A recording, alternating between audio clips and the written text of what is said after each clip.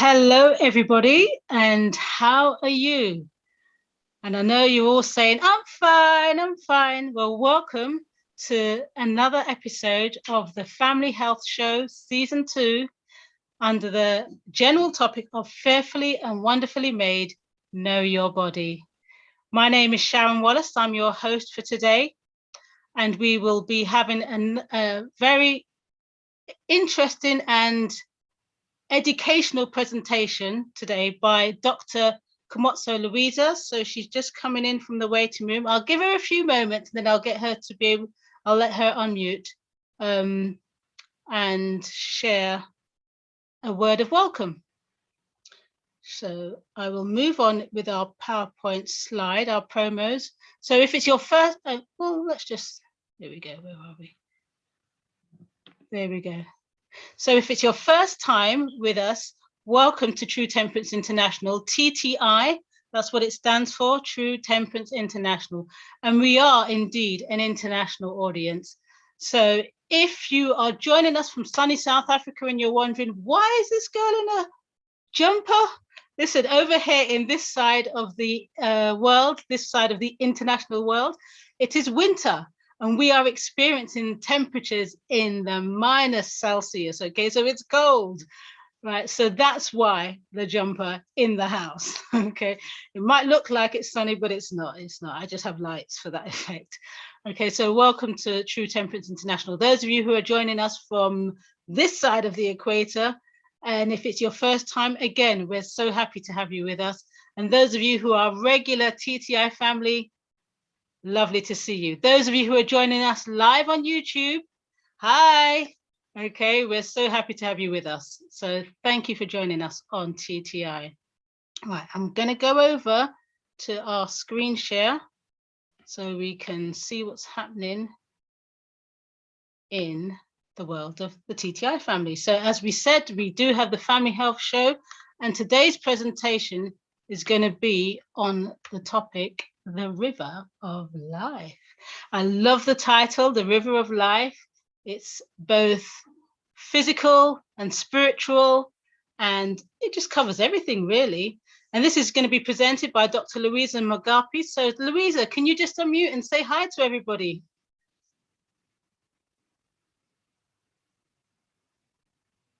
Maybe. Good morning, good afternoon, good evening. Goeiemorgen, dumelang sawubona.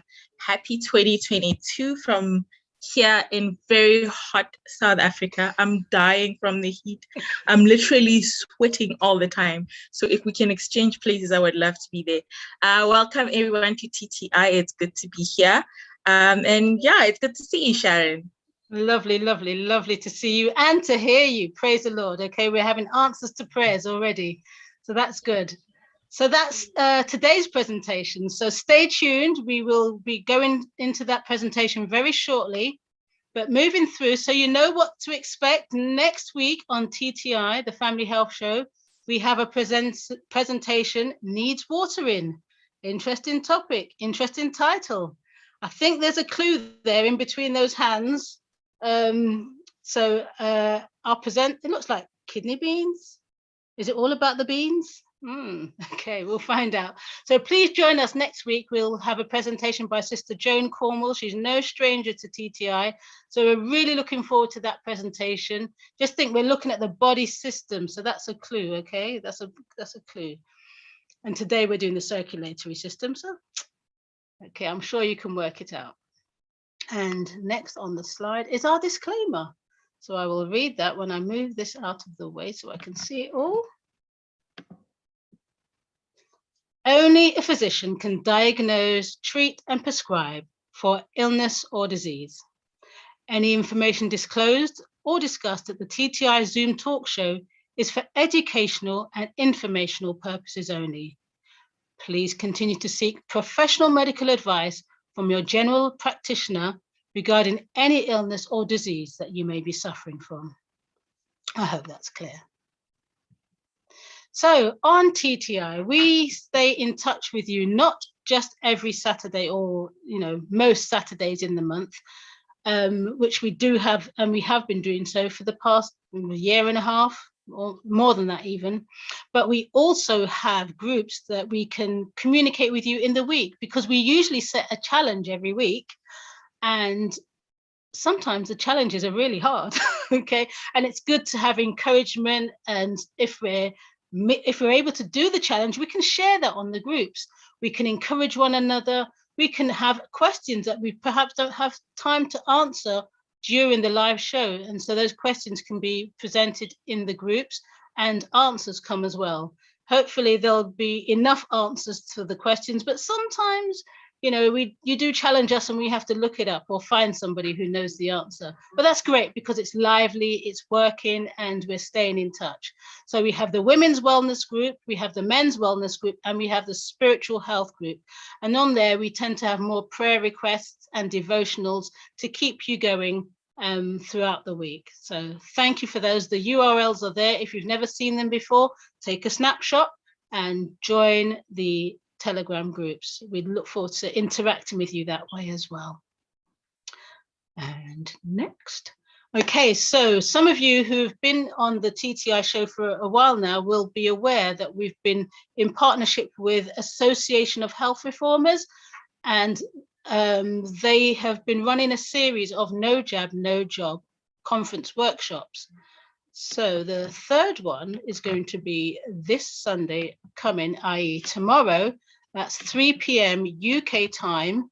The information is all there on the slide. Again, take a snapshot, because there's a lot on there and I'm not going to read it all. But there is a Zoom registration. So you have to register in advance to be able to tune in. So you can contact ahreformers.com or contact True Temperance International, and we can send you the details, and hopefully we'll see you. It's been a very lively workshop, so we'll have some great speakers, so please come along if you are that way interested. And obviously in the UK there is a mandate coming, well, yeah, very soon to be implemented, so it can affect those who have taken the choice to not be vaccinated. And also we have some cooking sessions coming up for you. That's with Plant Easy Janine. You can see her photo on there. She is part of our TTI team, part of our council group. And Janine has some very good skills. She's got a way of making food look so appetizing. Yeah, she's skilled. She's blessed. Okay, and she can make it taste good and help you to get those skills as well. So for some people, you may be thinking, okay, I know I need to change my diet, eat more healthy. Well, Janine is going to be doing 3 sessions in the month of February. The cost is there, £25. Well, you can take a snapshot and see all the information there. So contact Janine. There's a phone number there, or you can do it through phone, through email, and the number is 07967626391. That's if you're in the UK. Obviously, if you're further afield, you do the +44 and drop off the 0. Okay, so that's there for you. And this is going to be looking at breakfasts, quick lunches, and dinner recipes. So that should be enough if you want a 3-meal plan. If you want a 2-meal plan, then you may just adapt it. And obviously no snacking. Okay. And then we have Detox. Usually we have a detox program running. Louise Reed, she tends to do those quite often with Mercy's Door. This one's going to be in collaboration with our speaker today, Dr. Louise Magapi, Sonia Barnes, who spoke last week. Wow, I love the connection. And Joan Cornwall, who's going to be speaking next week. Okay, so look forward to this one. It's a 12-day cleanse. It was explained to us why it's 12 days and not 10, which is usually because we're going to be the presenters will be including gallbladder. I think that's the extra one. So it's colon, gallbladder, and liver flush to cover all of those effectively. It's a 12-day cleanse. Only 50 places available. So if you haven't registered for that one, do whatever you need to do. the screenshot is there, the number is there. So contact Louise. The number is 07833 497 532. And I'm sure you will not be disappointed and probably be looking forward to the next one as well. We invite somebody to do it. Okay, and what do we have for the next slide? If I can advance it. Yes, some olive oil. Unachenta Farm, some of you may have seen or heard Dr. Pastor Sam Davis. He has a farm in Spain and he grows olives and presses them and makes olive oil. So we have available for those of you in the UK, some veganically grown organic olive oil. And we only have a few left. So if you are considering, please move quickly because they're going quickly. And there is an email available for you, ttinternational777@gmail.com. Or if you know any of our phone numbers on the team, then you can contact us as well. So that's some pure organic olive oil available. I'm going to tell you about you know what, a bit of homework for you. Find out what olive oil is good for you, the therapeutic effects of olive oil, the medicinal effects of olive oil. I was going to share that with you, but I think I've done a lot of talking. Okay.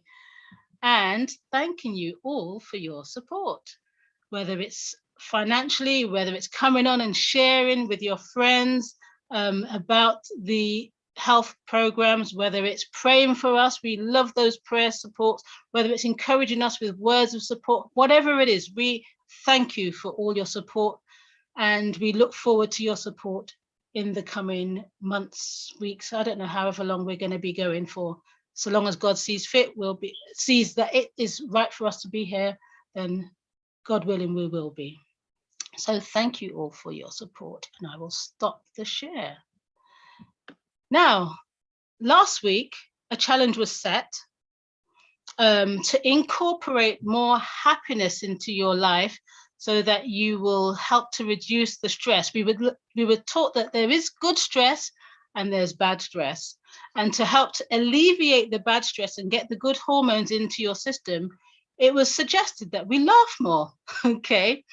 Now, on the women's group, there was a couple of, family-friendly jokes on there, and they did get us laughing. Well, I was laughing anyway. So I don't know if there's anybody who took on any of the challenges from last week. Would you like to unmute and share? And I don't mean share a joke. Okay, I don't mean that.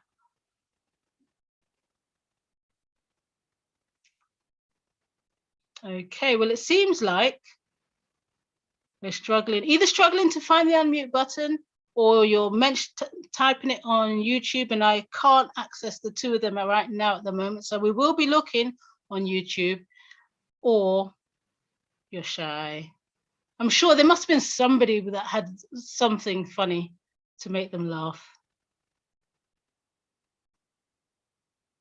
Okay, all right. I take that as you laugh anyway. Okay, I've just seen someone's face or someone's name on there. I know this person always laughs.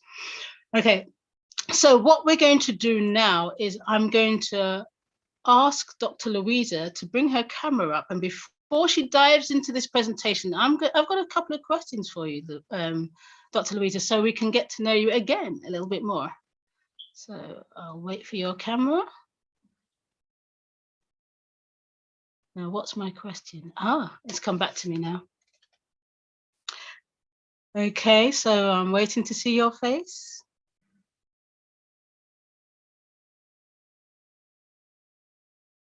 Dr. Louisa. Dr. Louisa Magapi. I gotta get it right. Dr. Komotso. I can't do the click thing. Right, okay, well, maybe she's just settling something down so that she, well, I've got a question. Who can I pick on then?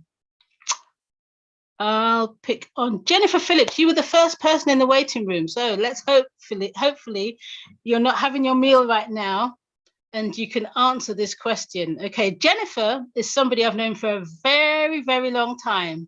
Okay, And I'm going to ask you, hi, lovely to see you. You don't have to show your camera. You can if you would like to. But I'm going to ask you to share with the listeners, how do I know you, Jennifer? You're muted again. Sorry, that's okay. It says I'm juggling things. I'm talking to my nephew on the phone and then talking to you. How do I know Sharon? From school, from John Loughborough's school initially, and then from Nottingham. That's right. We went to school together. I think you was one year above me in school. Yeah. And it was a great school. It was an Adventist school in North London, and we both attended there. And we came from different areas of London, all over, some from Surrey as well, myself included. But we had a great time at that school and got to form some wonderful lifelong friendships. Right, Dr. Louise, I can see your camera. Thank you, Jennifer. Dr. Louise, I can see your camera, so you're back with us. I have a question for you before you dive into your presentation. So if you'd like to unmute. All right, Sharon, and lovely. Be nice. Go ahead. So the question is, with adopting a healthy lifestyle, it can be a bit challenging for everybody who has to, make some changes in their life. And just because we're presenting doesn't mean that we've got it all. There's some things that can be more difficult than others. Some of us struggle with things, and some of us, we're still working on it. We're still work in progress. But I'm going to ask you if you could share with us one of the things that you found pretty difficult, whether it was something that was difficult to give up or something that was difficult to incorporate into your lifestyle. Question for you. Yeah, putting me on the spot. All right, I'll give you two things that I find really difficult to incorporate into my lifestyle. One is exercise. I've never really liked exercise at all. But when I think, because I'm a brainiac and a nerd, when I think of all the benefits it has for my brain, that's what really gets me moving. Other than that, I don't really think I would be exercising as much as I do. But I'm tending to start enjoying it, because after a while you feel good really when you exercise. So that was one of the things, which is weird. I mean, I was a team doctor to a football team, so you would think that I would like exercising, but no, I like my book so much. But the second thing that really I find very challenging is cheese. Like, how do you make anything taste good without cheese? And it's wonderful that Janine is going to be doing her cooking classes, because it's important to just find ways to stimulate those taste buds. And remember that cheese is addictive, so the more you keep eating it, the more you will want to keep eating it. So for me, that's one of the things that I still find very difficult. I have to keep telling myself of the high salt content that is in cheese and how much that it's 80% fat as well. But sometimes I'm just like, I don't even want to know, and I eat it. And then I remember all the damage it's going to do. So like you said, as we teach these things, it's also a reminder to us to adopt a healthy lifestyle, because otherwise we'll suffer the consequences. Yeah, definitely. And the cheese, salt and fat, they're very addictive, aren't they? Are they the main things in there that makes it addictive, the salt and the fat? Yes, because I heard a presentation this morning. A friend of mine was doing one on sugar, and she was saying that she had to get herself ready to give the presentation so that she could say how much it is better when you've given something up, when you've given up the sugar. So she went maybe about 3 days, or maybe even the whole week. I think it was a few days though, without sugar. And she said, yes, it helped her in her mind. It was less cloudy. And she spoke of the benefits, as well as from a perspective of experiencing it, as well as talking about the theory. So that's great. Thank you for sharing that, Louisa. That was really, really enlightening. Okay, so cheese, and what was the other thing? Exercise. Okay, yeah. Thank you. Right, so enough of that, of myself talking along with Dr. Louisa. And you haven't tuned in to hear about me questioning anybody. You've really tuned in to find out about the rivers of life. So at this point, I'm going to hand over the microphone to Dr. Louisa. And if you have questions, please type them in the chat. We'll do our best to address them after the presentation. And that also includes those of you who are on YouTube, please type your questions in the YouTube chat. I think you've got a couple of devices, Dr. Louisa. Yes, I do. We just had power failure, so my laptop kind of went down, but I'm switching over to it. But it will be all right. We should be ready in time for the presentation for all of you to see the slides that I've put together. Okay, well, that time is now. All right. Okay. No, that's all right. That's okay. I'll switch on when the time is ready. Good morning, good afternoon, good evening, everybody, and to the whole TTI family. And thank you once again for taking the time to join us. And it's wonderful to see you in the new year. And I would especially like to say hi to my family at Kwamkremani in Pietermaritzburg in Durban. We moved to Durban. I'm up in Pretoria. So Mam Zandile, Bamusa, Auntie Dora, and you, Jason. Hello to everyone. Just hold on. I think you're going to get an echo with my mini devices.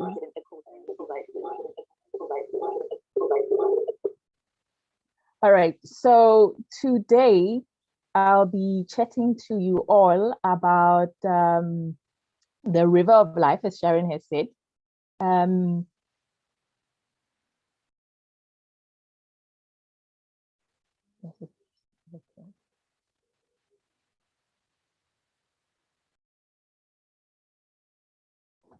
Sorry about that. We this year, well, no, starting from last year, we were talking about Wonderfully Made and helping you understand the mystery that is your body, and how it works. And many of you who've heard me present before knows how I love to talk about how the body is intelligently designed by an amazing and wise creator. So I always like to start a presentation with understanding the holistic body design before we go into the system. So we'll be going into the circulatory system. If you could allow me to be host so I can share my screen, then I will be able to proceed on my second device. Thanks.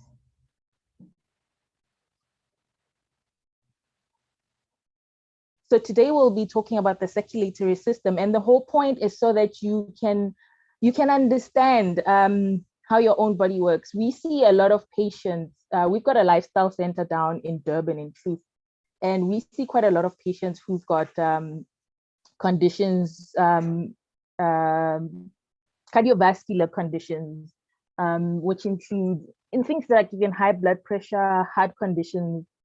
So we want to talk to you about the things that you can do for yourself to keep yourself nice and healthy and not suffering from these. And if you already do suffer from any of these conditions, then you can actually do something about it.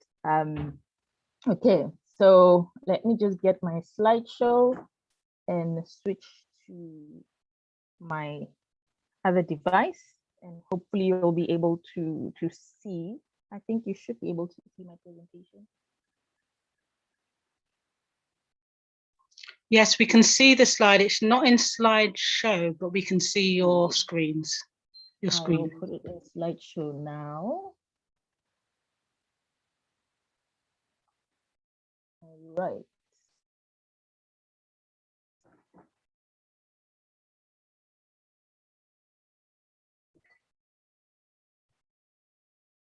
Okay, so I'm having a bit of a challenge with my slides, but they will catch up as I present from the screen.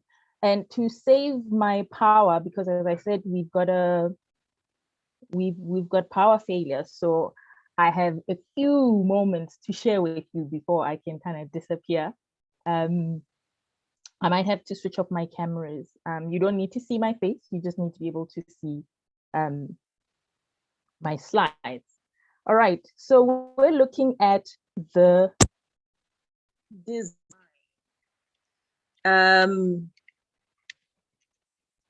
I'm a creation scientist. I believe that the human body was created by God. And we have a responsibility to look after this body of ours. But how will we know how to look after our body if we don't understand how it works? So what I teach is for people to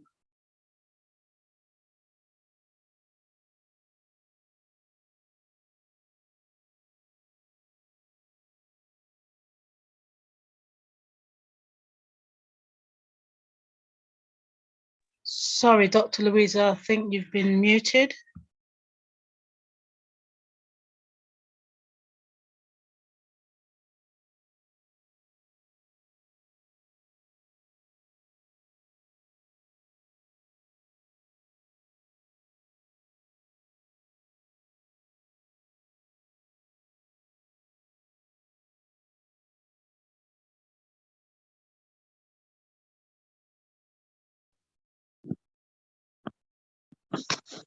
Can you hear me now? Yes, we can hear you. There is an echo, but we can hear you. I think you've got two devices open. I will stop that. Yeah, that should be all right now.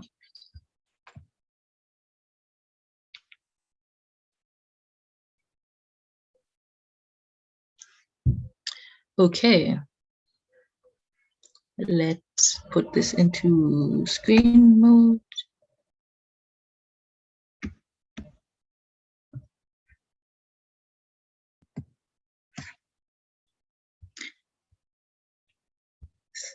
So the slideshow.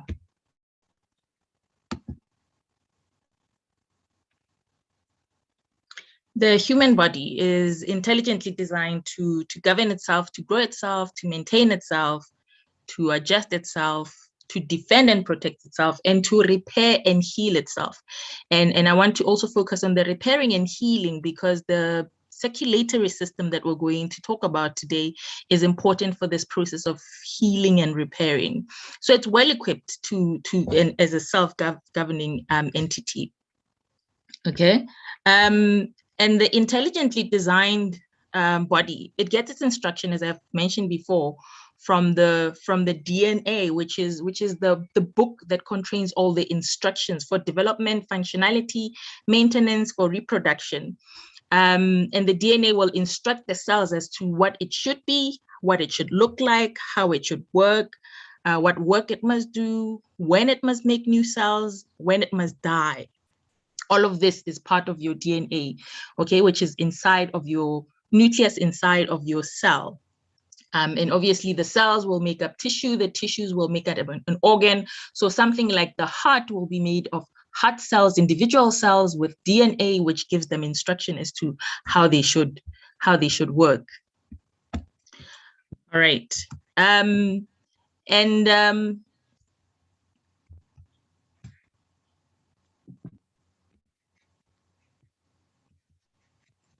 Now, the body is not rigid.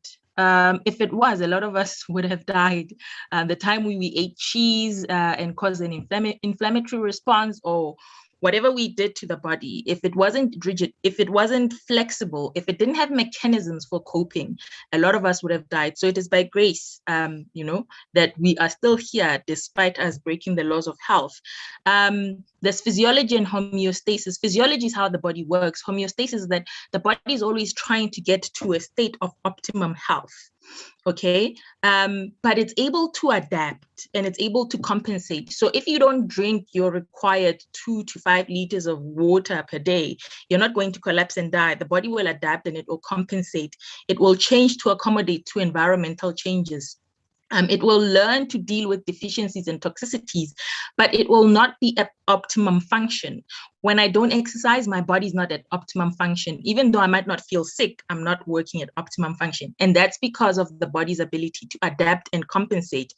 And the heart has great ability to adapt and compensate. And that's why it's important we teach this, because you don't want to get to a point of decompensation. All right.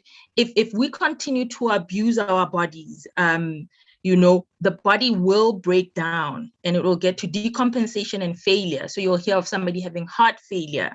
We don't like to use the word failure. Often we use dysfunction because we never know if we can still repair that organ. But once we have tried everything and we see that it's still going down, that's when we know somebody is decompensating and their system is failing. So let's not get there.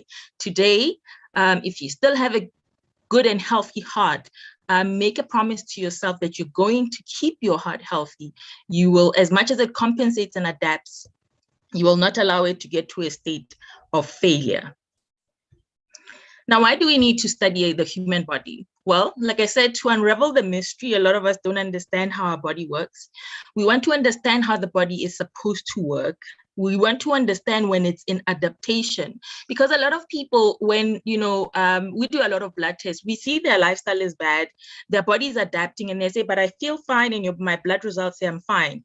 But sometimes that's the body adapting. You don't need to wait until you have disease, and you don't need to wait until you're decompensating or failing.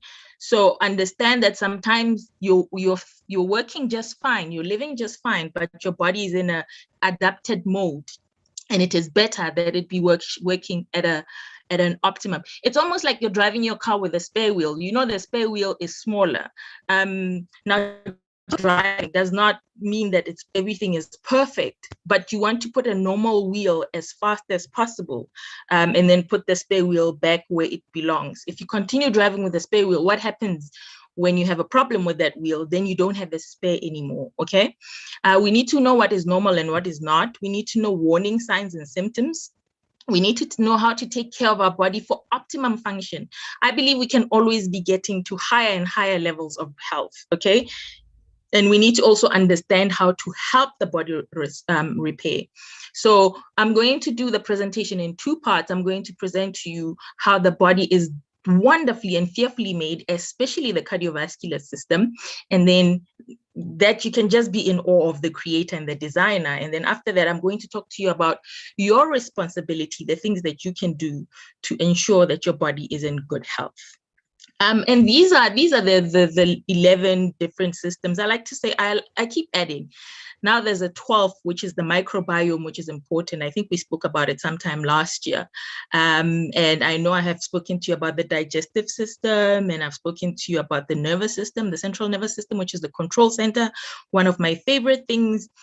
And I've spoken to you about the endocrine system, which is the hormonal system or the communication system. And today I'll be speaking to you about the cardiovascular system, or what they have written there as the circulatory system. And I decided to call it the river of life. Rivers flow, they've got little tributaries, and they go all the way into the ocean, and then they flow back again into the river, the same. So I get that analogy from that. And in Leviticus 17:14, the Bible says, for the blood is the life of all flesh. And then the flesh blood sustains its life. Okay, so now this was not always understood. Actually, if you look back into history, there was a Greek physician and a philosopher, Galen, who he studied the human body, but he got it wrong. He thought that the liver was continuously making blood. And now you would think, okay, so what if he got it wrong? Does it matter? Well, actually it does. The practice of leeching people, the practice of bleeding people, of cutting them when they were sick, when they had a fever, and bloodletting, as it was called, was based on the belief that the liver was constantly making blood. So incorrect understanding of how the body works will lead to incorrect therapies. And a lot of people died. Some survived, like I said, the body is able to adapt and compensate, but a lot of people died. There was a president in the US, I don't remember which president it was. He underwent bloodletting and he died. And it's funny that the butchers already knew that this could not be true, because if you cut an animal and you cut a vessel, that animal bleeds and it dies. Okay, and it took over 1,400 years for somebody to actually come up with the truth. And not because others had not recognized, nobody wanted to challenge Galen's theory. Even William Harvey, when he finally challenged it, he said he lost his peace because he was ridiculed and for his publication. But he came up with the theory that agrees with the Bible to say We have a limited supply of blood. It is not made in the liver, and it circulates, and the heart acts as a pump. And because we understand that when you're sick, we don't take your blood anymore because we understand that you will die. So biological life is sustained by blood through the circulatory system. So the truth of the Bible was confirmed by William Harvey in 1616, that the life of all flesh is in the blood. So your life is sustained by the blood that is running in your veins and in your arteries. How clean is that blood? How healthy is that blood? And is it doing you great service, or is it doing you harm? That's what we want to be talking about. So the circulatory system consists of the heart at the center. You can see it there, which is a pump. So its work is to just keep pumping and pumping and pumping and circulating blood. Remember, you've got limited amount of blood, so it must be recirculated. This is what Harvey introduced to us. And then other than the heart, we've got blood vessels, we've got arteries, and we've got veins. Arteries carry blood to the rest of the body. Okay, and veins bring blood back to the heart, which is often deoxygenated blood, which is blood that does not have enough oxygen in it. And then we have, you're going to learn about these other spaces called capillaries. This is where exchange happens. Remember, blood is not just flowing for the fun of flowing. It's got a destination. Blood is going to your brain so that it can give your brain what it needs and take away from your brain any toxins. Blood is going to the kidneys so that it can give the kidneys what it needs and take away from the kidneys. So at this exchange space where oxygen is given and carbon dioxide is received, where nutrients are given and waste material are taken, this is called capillaries, okay? And then blood itself is the transport medium. So this is what the circulatory system is composed of. We all have all of this. Okay, now just looking at the heart, which is about the size of your fist. Can you imagine this thing, the size of your fist, does so much in your body? All right, so you will see that blood comes into the right side of the heart. Okay, it goes into two chambers. It goes into the atrium, which collects the blood, and then it goes into space number 2, which is the ventricle, which pumps the blood. Remember, this blood that is on the right side of the heart does not have sufficient oxygen, okay, because it's given off the oxygen. So it's full of carbon dioxide, all right? So you don't want it going to different parts of your body. So it is sent from chamber 1, which is the atrium, into the ventricle pumps it into your lungs, and when it arrives at the lungs, carbon dioxide is offloaded. Now tell me this is not a great design. You want to tell me that by some big bang theory, all of these things came together? I don't know about you, but for me, this speaks of a great design. Carbon dioxide is offloaded, oxygen is unloaded, and then the blood circulates back to the heart, arriving through chamber number 4, which is the left atrium, and then passing through a valve, going into chamber number 5, which is a ventricle, which has a thick muscle. Then this pumps the blood into the water, and it goes to your head, and some of it goes to your torso, your arms, your legs, and your feet, and your toes. Every single part of your body is supplied with oxygenated blood. Right, so that is the work that your heart does. And blood is also supplied to the heart, by the way. From chamber number 6, there are little vessels. These are your coronary arteries that receive blood. Remember, if your heart does not get that, that's when people would be having things like heart attack. Okay, when they say that somebody had a coronary bypass, it means those vessels that feed the heart with what it needs were blocked. You don't want that happening. And that's one of the leading causes also of disease. And eating cheese will contribute to blocked arteries. So I need to keep that in mind when I'm tempted to eat cheese with its high fat content. So we need to look after our heart because we see how wonderfully and fearfully made it is. And it needs to be strong to be able to pump. A weak heart will have to pump a lot. A strong heart will just pump once and will be sending blood through to the rest of the body.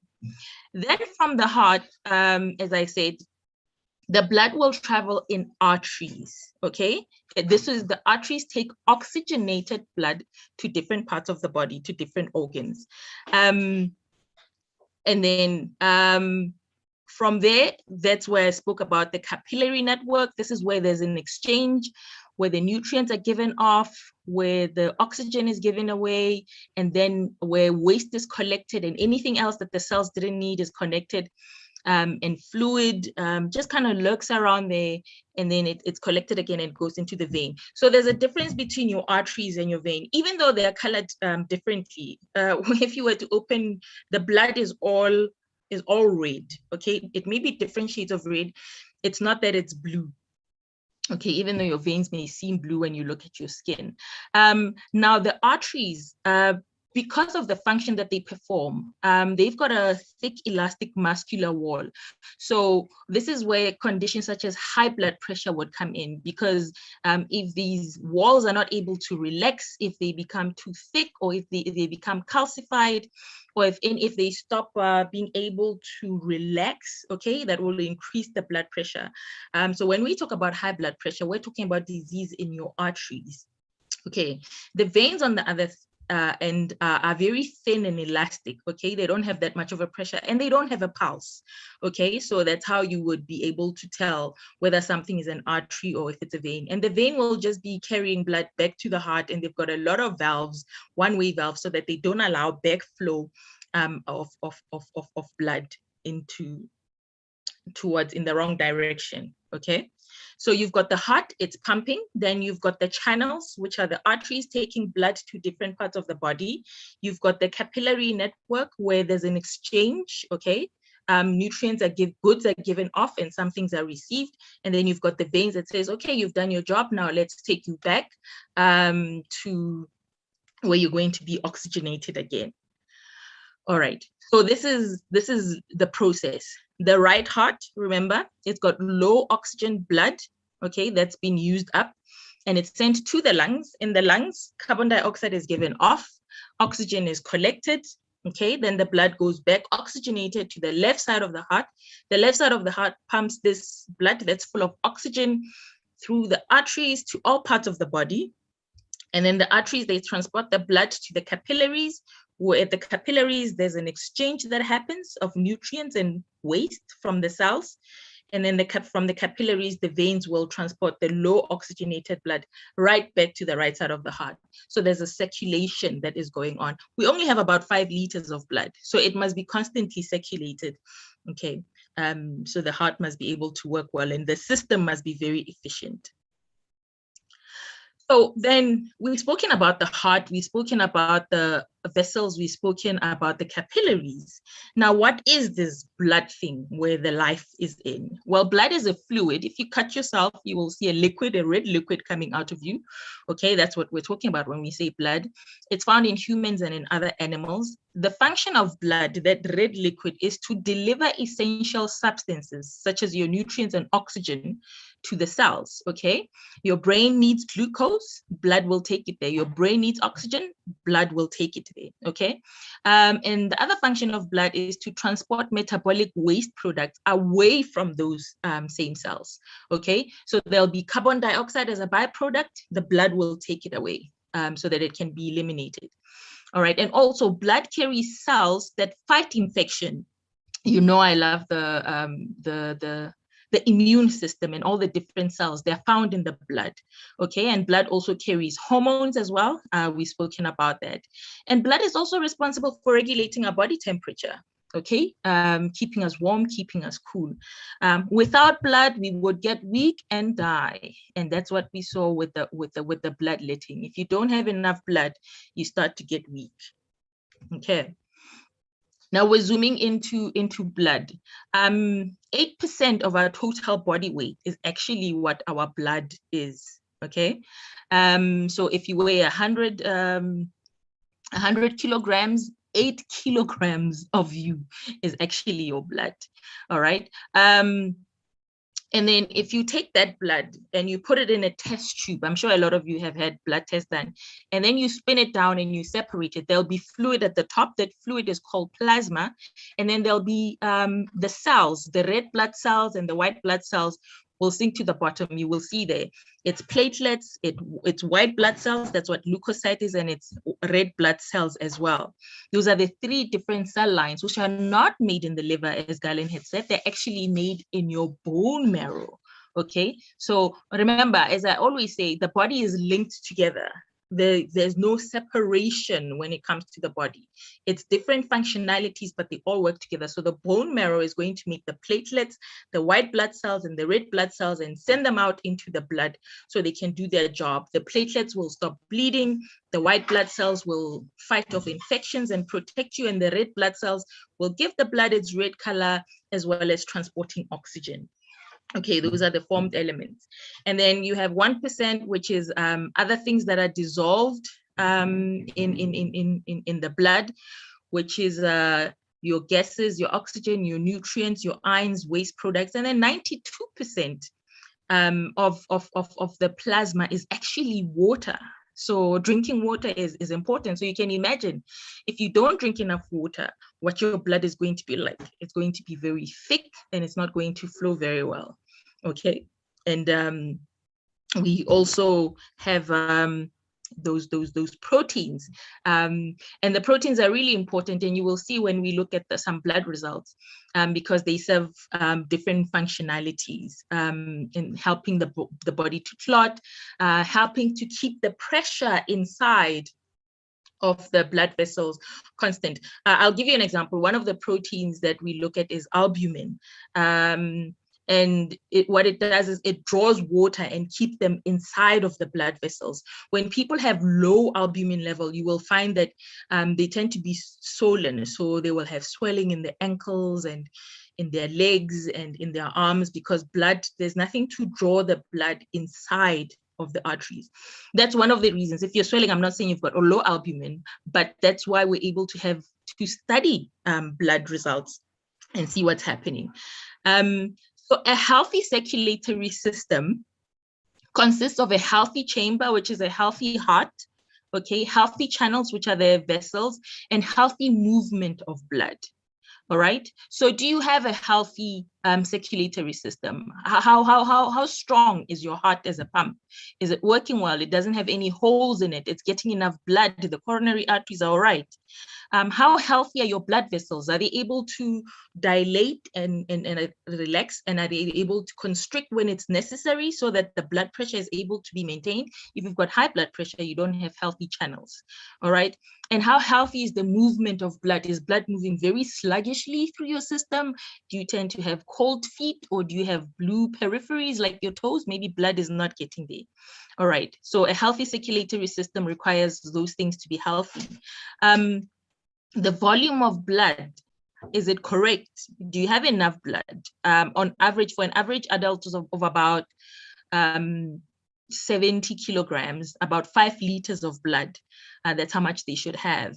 And it should be in the right space. It should be in your heart and in your vessels and in your capillaries. It should not be outside. So when you've got swollen legs, that fluid is not in the right compartment. Okay, so you need to have the correct volume of blood. You can't have too much. That's going to put a strain on your heart. You can't have too little, because then you're going to have insufficient. So for example, at a scene of an accident, when somebody's bleeding out, and instead of having 5 liters of blood, now they've got 3 liters of blood, that's putting a tremendous pressure on the system. Okay, does your blood have the essential goods that it needs? All right, if I was to take your blood now, do you have enough oxygen in there? Because if not, then your organs, your cells are not getting enough oxygen. Do you have the right kind of nutrients? What did you eat today? Was it to put nutrients in your blood, or did you just eat chips and sweets? And so you're not having the vitamins and the minerals that you need. Okay, do you have the right ions? Do you have the right hormones? Do you have the right cells? Some people don't have enough red blood cells, so they will be suffering from anemia and fatigue. Do you have the right regulators? Do you have the essential goods in your blood? You need that for a healthy circulatory system. And a lot of you are thinking, how am I supposed to know all of these things? Well, write them down and speak to your doctor about how you can check if you have these things in your system. Okay, is your blood able to remove toxic waste and goods, carbon dioxide, some acids like uric acid. A lot of people who have gout, that's because you have a buildup of uric acid and your body is not able to get rid of it sufficiently. So it stores it in your big toe. It's not supposed to be there. That's your body adapting and compensating. All right. When you go on a detox program, like the one that Louise is going to be running together with myself and Sonia and Charlene's mom, Joan Connor. So if we're going to be running a detox program, why? We want to remove those toxins from your blood, remove those toxins from your organs, okay? So that we can get the river of life healthy again. That's what a great detox program is supposed to do. And at Komkamani will, for those of you in South Africa, we'll be running a detox program starting in the middle of February that you can do at home as well. And then when you do your blood test, we look at if you have any other things in your blood that are not supposed to be there, like your synthetic chemicals. If you're drinking water from a plastic bottles and you're having your BPAs, that's going to be in your blood and it's not supposed to be there. Things from your makeup and your hair products and all of these things. Heavy metals, that end up nickel and asbestosis that can end up in your blood. Drugs, if you're on drug medication, can accumulate in your blood. And then also we look at things, some things are in your body, but they're not supposed to be in your blood. They're enzymes that are supposed to be in your cells. And if there's damage happening to your cells, then they will spill out. And things like tumor markers. So when we do a PSA test, PSA is a prostate specific antigen that is supposed to be in your prostate cells. But if there's damage to those cells, then it will spill out into the blood, and that's how we know that something is going wrong. So blood can give a lot of information, and it's one of the things that I really love to do, doing blood tests and just studying them and analyzing them and seeing if a person has any kind of deficiencies, if there are any toxicities, if there's anything in the body that's not supposed to be there. Now, this is something that you can do wherever in the world you are. You can go to your doctor and ask for blood tests and have your doctor interpret the results to see, is your river of life the way it's supposed to be, or is it not? If you're just joining, you are welcome to TTI. We're talking about the circulatory system, and we're looking at the heart, the blood vessels, the arteries and the veins, the capillaries where exchange is happening, and the blood itself. And we're asking the question, is your system healthy? And blood tests are one of the ways that you can find out what is happening.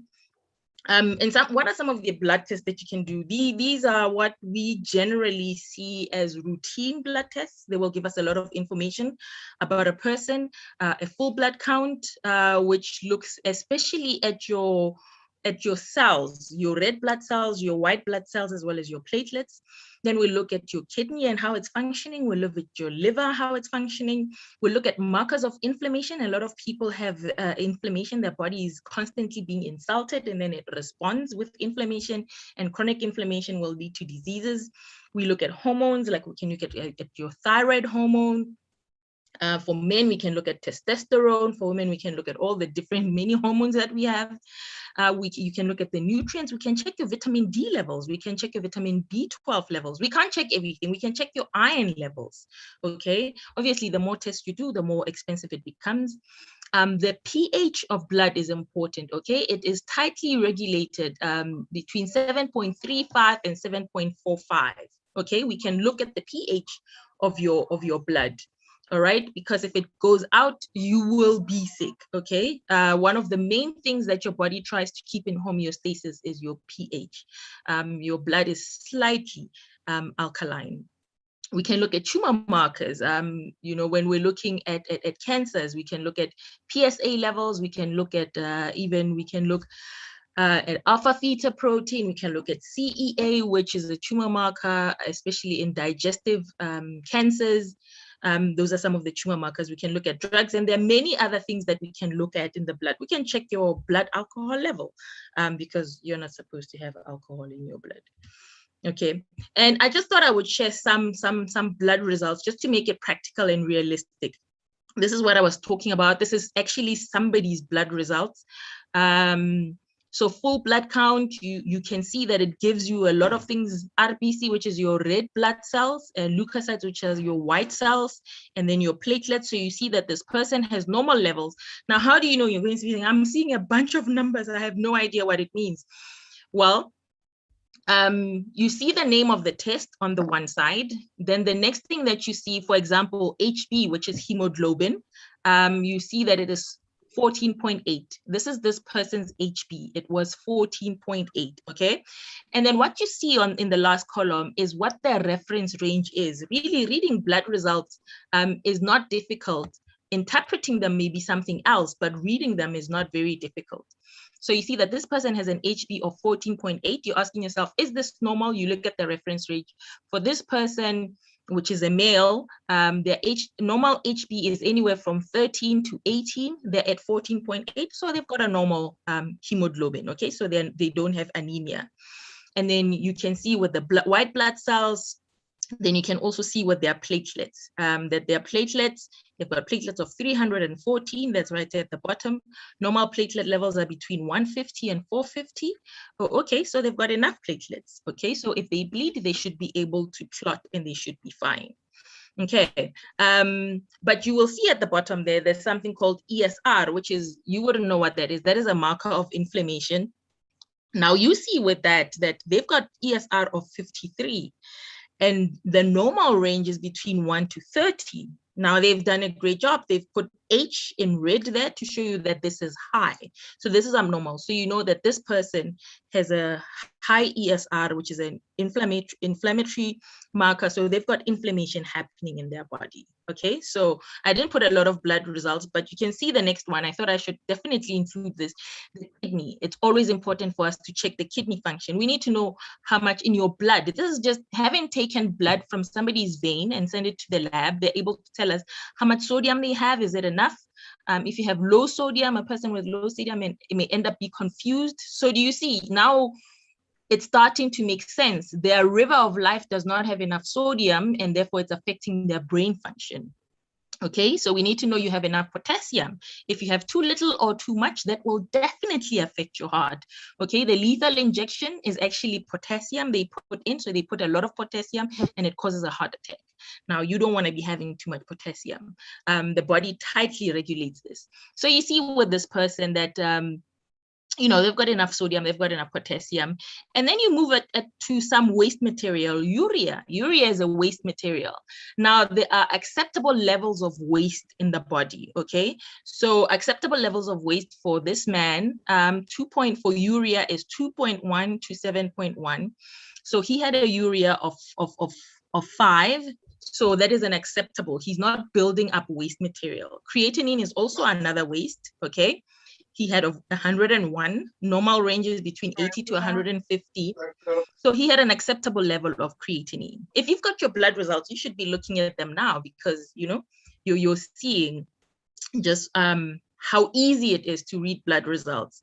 And then there's something called the glomerular filtration rate, EGFR. They haven't given you a reference range, but it's greater than 90. So you see that even though this person, they have enough sodium, they are not building up waste, their kidneys are not working at optimum. Their kidneys are only filtering at 76. They're supposed to be filtering at 90 milliliters. 90 milliliters of blood is supposed to be filtered every minute. They're only filtering 76. So there's a decline in their kidney function. And if you leave it alone and you don't do anything about it, it will go down and go down until it gets to 15, and that's when a person will need dialysis. So we addressed this issue with this person to say that even though you're feeling fine, you don't think you have got kidney problems. Your kidneys are not working at optimum. Let's get them back to 89. And I didn't share the results. We did manage to do that for this person. Now look at this person's liver. All right. You see the bilirubin, different numbers. If the bilirubin was high, they would come in and they would be yellow. Their eyes would be yellow. That's what we call jaundice. So we would be able to correlate. So this person was not jaundice, and we see that the bilirubin was normal. But then you see the last 4 tests, alkaline phosphate, glutamate transferase, ALT, AST, don't worry about the terms.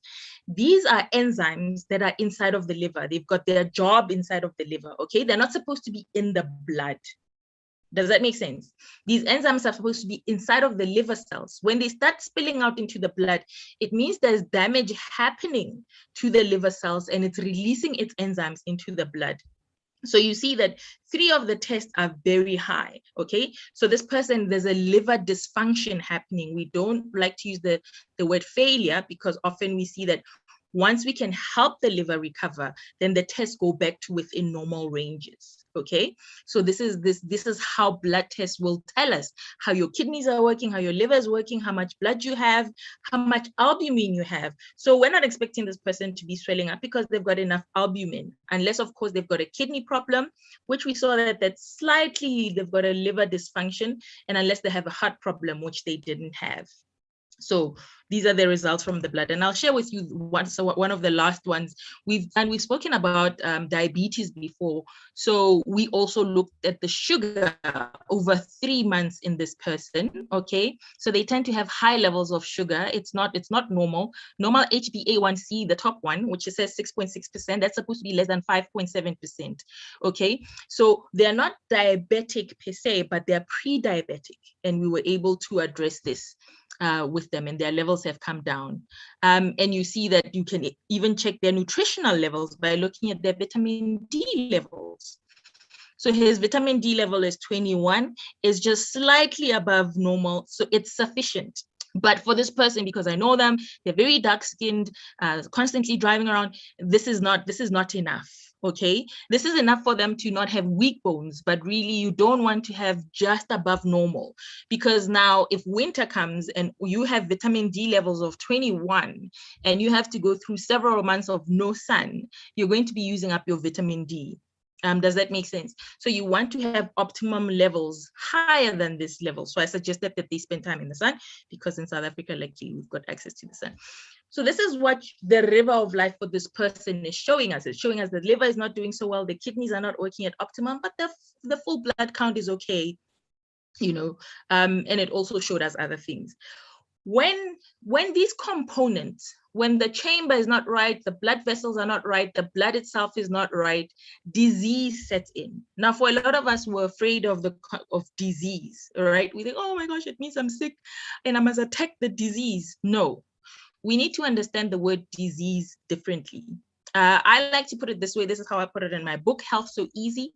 Disease is work that is done by your intelligently designed body to relieve its systems from a state of toxicity and or a state of deficiency that came about as a result of breaking the laws that govern it, okay? When we break the laws that govern the body, okay, they're either toxicities in the blood or they're deficiencies. And because of that, the intelligently designed body come up with this dis-ease, okay, to try and get itself out of that state.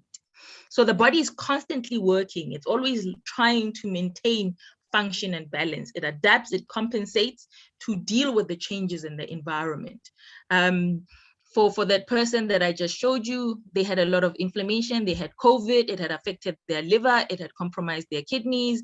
I didn't show you other results. They really had high markers of inflammation. They had low testosterone levels. Things were really the body had been working in a state of compensation. So when COVID came, they just kind of succumbed and got sick. But when it went away, we didn't leave them at post-COVID state. We said, now we need to get you to an optimum state of health. All right. So every 6 months, this person takes their blood to see if they are at optimum. And it's great for them, you know, because when they came, they didn't even realize that their testosterone levels were about 4.6, and now their testosterone levels are up to 11, and they're happy, you know. So perhaps it was a blessing that they ended up with this disease. Then we're able to see what else is happening in their body. Now, as long as the body is able to work, to adjust itself and to accommodate external and internal changes, life will be maintained. The problem becomes when you're, in light of the cardiovascular system, when your heart is no longer able to adjust, okay? It's beating at maximum capacity. There'll come a point when it says, I can't do this anymore, and it starts to decompensate. Okay, so maybe some of you are in optimum state of health, wonderful to you. Most of us are in a state of adjustment and compensation. You don't want to remain in that state for long, because the body can only compensate for so long, and then it will start to decompensate, especially the cardiovascular system. If when you wake up in the morning, your heart rate is high, okay, like above 80, and you are generally healthy, that is not a good sign. Okay, the slower your heart is when you wake up in the morning, the better, because it means throughout the day, as you start to become active, then it can beat faster and faster. But if when you wake up, it's already at 90, and when you stand up and walk around, it goes to 100, you've got an overworking heart. Okay, and just now it's in a compensatory state, then it will decompensate. So you need to have a look at such factors. So what do you do? Well, the body has multiple ways to govern itself, as I said. If it's in a perfect environment, it works wonderfully. If it's in an unfavorable or changing environment, it adapts itself. The purpose is always to sustain your life. So, but you need to do something. If you're in a state, if you're in unfavorable and changing environments, you need to look at how to get your body working at optimum. In cases of sickness or disease, as I mentioned, what you need to do, a lot of people say, oh, what herb can I take? And I don't even like answering that question. What you need to do is you need to ascertain the cause. Why is your heart beating so fast when you wake up in the morning? Maybe it's because your heart is weak because you've never exercised. A heart is a muscle. It must be exercised. Okay, we need to ascertain the cause. Okay, maybe it's because you are not drinking enough water, so your blood is thick and very sluggish. Okay, why do you have high blood pressure? You don't have high blood pressure because you're not taking high blood medication. No, you have high blood pressure because your body's regulatory mechanism is not working so well. You need to do something about it. Maybe you just need to exercise. Okay, ascertain the cause is number one. Find out why. Okay, number two, change unhealthful conditions. Okay, correct the wrong habits. Then after that, assist your body with its effort to clear out impurities and reestablish right conditions. Only at number 4 or number 5, you should be able to say, you know what, doc, I've got high blood pressure. I think it's because I don't drink water and I don't exercise. So I've started drinking water and I've started exercising. I've stopped eating cheese and I've stopped eating sweets. Now I've done all of that and my body is still struggling. What else can I do to help my body? Now I'll be able to say, okay, go on a detox program, get these herbs and do this and do that. Okay, so ascertain the cause, change your habits, remove unhealthful conditions in your body, then assist nature, using nature preferably, okay, to help the body come back into functionality. And so you've seen how the body is created marvelously and wonderfully and how it works so beautifully, okay, the whole circulatory system. All right, we have a conscious mind. We have the ability to choose, okay? So with this lesson, you know now how the circulatory system works and what it does and why it's important and why you don't want it in a decompensatory state, okay? Now you're starting to discern when things are going wrong. So you'll be able to check your blood pressure and check your heart rate and see that, oh, maybe things are not right.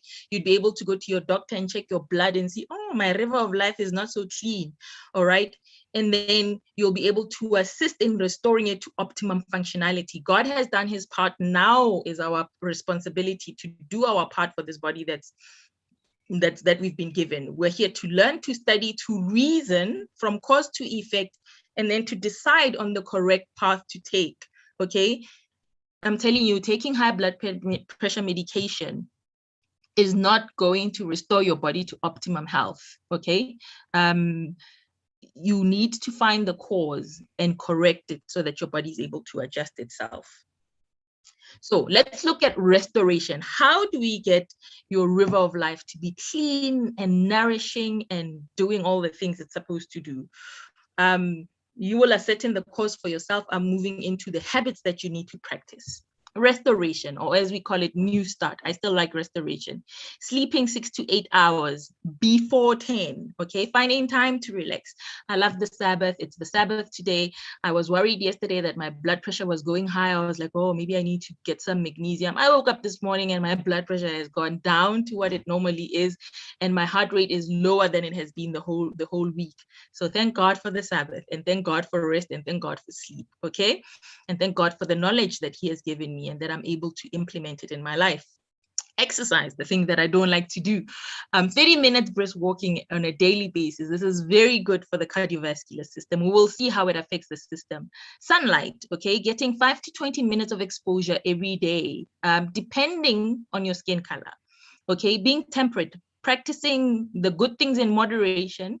So just because banana is good for you doesn't mean you should stuff your face with bananas. Okay, all the good things in moderation, and abstaining from the things which are harmful to you. Okay, oxytocin. It's a hormone we've spoken about, a neurotransmitter. Living in harmony and compassionately with other people help you release this chemical in your body, which has amazing effects on your cardiovascular system. Drinking enough water to rehydrate your body, getting fresh air, living in harmony with truth. Okay, we all know the law of gravity, so we would not go up to the roof and think we can walk on air, because there will be consequences that we would not like. Okay, so when we don't sleep, there are consequences to our body. When we don't exercise, there are consequences to our body. It's not a punishment from God. These are design laws. Okay, these are laws, and we need to understand them, and we need to live in harmony with them. So we need to know what is truth and live in harmony with truth. Otherwise, there are consequences. Okay, it really is that simple. Imagination, we need to guard our thoughts and our feelings, and because they will influence our chemistry. Okay, when you're constantly thinking sad thoughts and stressful thoughts, you will release the chemicals that are, stress chemicals like your cortisol, which will affect your cardiovascular system. It will affect your body and how it works. What we wear and what we put on our body, the clothes, the shoes, the fixtures, they should not interfere with the structure. Okay, they should not interfere with the function of our body. And what we put into our body, nutrition is important. We need, studies have shown time after time that a predominantly whole food, plant-based diet is the best for our body. By design, when we look at the whole body system, and through research, that's what has been found. So when we eat anything outside of this, just know that there are going to be consequences. It's that simple. So let's take these in light of the cardiovascular system. Sleep allows the heart to rest. That's why if you don't sleep, you will wake up with a very fast heart rate. I remember we did an expo in Zambia, and this guy, he had a heart rate of 126. He looked like he was about to collapse. He was working a job that was hectic. He was stressed. He couldn't sleep, and he was on energy drinks. Okay. And I said to him, this is an emergency. If your heart continues beating at 126 when you're sitting down, you are going to collapse and have a heart attack. Okay, so rest is important. When we rest, the organs of elimination work well to clean our blood. Okay, and it's been found that people who don't sleep or don't sleep well actually deposit plugs in their blood vessels, so which can lead to heart problems. Okay, so when we sleep, it reduces these fatty deposits in the blood vessels. So sleep is important. Exercise is important. It improves blood flow, so your blood is not so sluggish. It improves the cell's ability to get nutrients. We know this, especially with diabetics. When they exercise, they're able to use the glucose better. And exercise also reduces stress hormones because it replaces them with the good hormones, okay, your endorphins, other chemicals. Spending time in the sun causes the skin to release nitric oxide. Nitric oxide helps your blood vessels dilate. So if you've got high blood pressure, perhaps you just need to go for a walk in the sun, getting fresh air. Okay, that will help your blood pressure come down. Okay, sunlight reduces cholesterol. Remember, if you have too much cholesterol in your blood, this can cause plugs in your blood vessels. And sunlight also helps to stimulate your red blood cell production. Remember, the red blood cells, they're the ones that carry oxygen throughout your body. And then temperance, it's important to avoid substances that increase toxins in the blood, because then it's going to make your blood toxic. So your river of life is not going to be very healthy. Okay. Oxytocin, it slows down the heart when you're doing good for people, when you're bonding with your loved ones. Your heart slows down, your blood pressure goes down. It protects the cardiovascular system from the effects of the stress hormone cortisol. Okay, so we need to be releasing a lot of oxytocin. So last week's challenge was perfect for you to find not laughter that is flimsy, okay, but genuine happiness. All right. Rehydrating the body improves blood flow, it improves blood pressure, it helps with waste removal. You know this, if you don't drink enough water when you go to the bathroom and you pee, your pee will be very dark. Okay, when you start drinking more water, it facilitates with waste removal.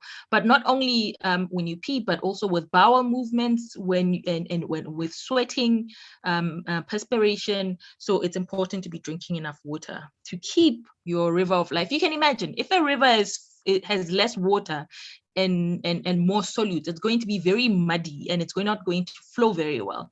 But when there's a lot of water and it's flowing very nicely, okay. Getting fresh air, it improves the oxygen in your blood. It lowers blood pressure and it lowers the heart rate as well. Okay, as I already mentioned, living in harmony with truth. True knowledge will give you opportunity to live in harmony with the design laws, and therefore you will have good health. So you need to know that your liver makes its own cholesterol. So if you're eating animal products that are high in cholesterol, there's a chance that you're going to make plugs in your body. Okay, understanding that high blood pressure, can be managed by following these laws of health and by taking some herbs which are not going to harm your body. Okay, so this is living in harmony with truth. You need to know what truth is and choose to live in accordance with it. Imagination, it affects the chemicals that we produce, as I've already mentioned, and the nervous system. If you're thinking stressful things, even if you're just watching something on TV, have you ever watched a show and you're like, this show is stressing me out? If I was to check your blood pressure and check your heart rate, you will find that it's high. If you watch horror movies, you're in a state of anxiety and stress. Why are you doing that? Okay, you're putting into your imagination things that are affecting your physical body. So do watch what you listen to, what you think, and you don't have to entertain every thought that comes into your mind. What we wear, correctly fitted clothes. There's a trend, I don't know about in other countries, in South Africa, for these young men to be wearing these tight pants, okay? And then we're wearing belts and we're just tightening everything. This can affect the circulation in our body, okay? So how we dress is important, so that we don't impede blood flow or anything like that. And what we eat is absolutely important. As I said, a lot of the components is blood come from what we eat. The waste material will be what you eat. If you're eating a lot of meat, you're going to have a lot of uric acid in your blood, and then that's can end up affecting your kidneys. That can end up affecting causing gout in you. So for a well-functioning system, you need to be on a diet that allows you to take in things to nourish your body, to repair your body, and to have it working very well. We're almost at the end.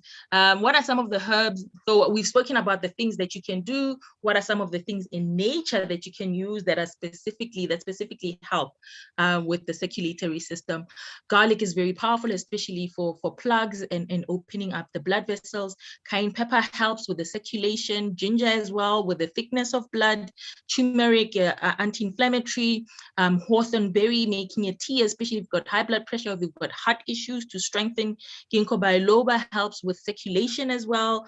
Magnesium, a lot of people are lacking in magnesium because a lot of the food that we eat, especially if they're packed, so you're on a plant-based diet, right? But you're eating your beans and all of these things, they come from a can and they have been preserved in brine. Brine is salt water. Salt water is sodium chloride. So perhaps you're getting a lot of sodium in your diet, okay? You're eating your bran flakes and all of these things, and a lot of sodium is in there, so you don't have enough magnesium. Sodium will make your blood vessels constrict. Magnesium helps your blood vessels relax. So going on a magnesium supplement or taking a magnesium an Epsom salt bath can help actually to relax your blood vessels. So that's helping your circulatory system. All right. Vitamin B3, which is niacin, helps opening up those capillaries. It is a powerful, powerful supplement, but don't take it for more than 7 days because it can have its effect on your liver in such high doses. And arginine is an amino acid that will help with the production of nitric oxide, which helps the blood vessels dilate, especially for men. Remember, when we talk about men's health, okay, for a healthy sexual life, you need good blood flow.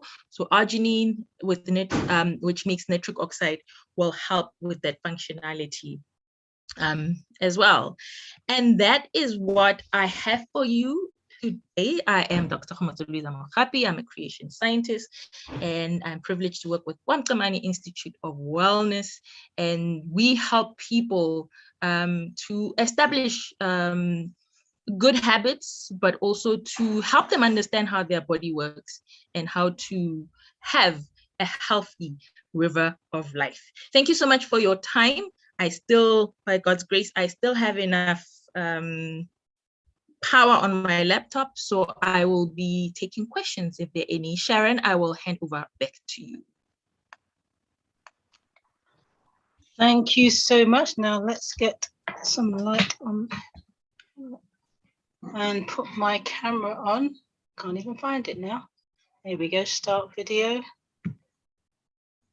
And you can see my glasses have come on. Okay, thank you so much, Dr. Louisa, for a very good presentation, enlightening us, educating us. We have a thank you from, I can't remember what the name was, but in the chat you will see. Thank you, Doctor. I'm new to this platform. I think your name's Devon. You are explaining with such clarity. So praise the Lord for that. And as I said many times in the past, if you were my physics or biology teacher, I would have taken on medicine, but I'm older than you, so that wasn't possible. Okay, so right, enough of that. All right, so let's jump to the questions. I can see, I've not seen any on YouTube yet, but there are some on Zoom. So let's dive in. We have cheese came up a couple of times. I wonder why. Okay, you mentioned cheese blocking arteries. Will this be based on a heavy intake of cheese? I'm aware that cheese is not good, but I have it when making jacket potato. That's not a high content. Is that okay? Remember what I said about cheese, yeah? It's addictive. We need not fool ourselves. It's 80% fat, okay, with a high salt content. Also the body, it causes the body to make a lot of mucus. So it's not just with the cardiovascular system. So cheese is something really we should not consume, but we are addicted. There is a chemical that the body makes. I don't remember what it is that makes us addicted also to cheese. So join the cooking classes to find alternatives. I will say a lot of the vegan cheese I've tasted does not taste nice at all. But when I make my own, I'm able to make a nice cheese sauce that comes a little bit closer. But also, obviously, if you're generally healthy, I'm not encouraging eating cheese yet, but if you're generally healthy, you don't have heart conditions. If you have heart conditions, stay away from it, really, really, because you don't want to be exacerbating the condition. Just be mindful. We need not lie ourselves and say that it is okay. You know what I mean, Sharon? Because often I find that when we say, oh, okay, a little bit of jacket potatoes, and then we have jacket potatoes every day because we just want to have the cheese, you know, we need to be mindful of the effect it's have on our body so that we can be conscious of how much we're consuming, how frequently we're consuming it. Yeah, so in moderation, but if you can find a way to just let it go altogether, that would be great. But I know I'm still struggling, so I'm not judging. You can do it. You can do what? All things through whom? Christ who gives you the strength. Amen. Amen.